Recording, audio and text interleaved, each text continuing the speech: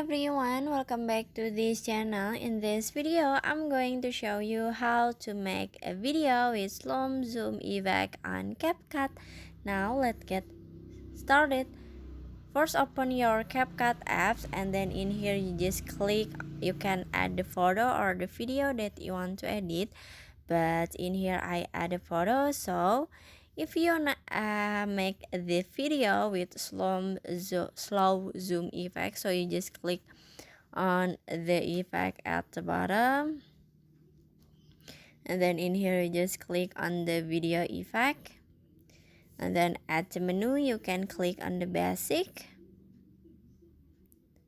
and at the basic you can swipe down until you can see slow zoom, this one. So you just click on it, and after this in here you just click on the check icon and finish. So that's how to add slow zoom effect on CapCut apps. I hope you found this video to be helpful. If you enjoy with the content, please consider like, comment, and subscribe down below. Bye bye.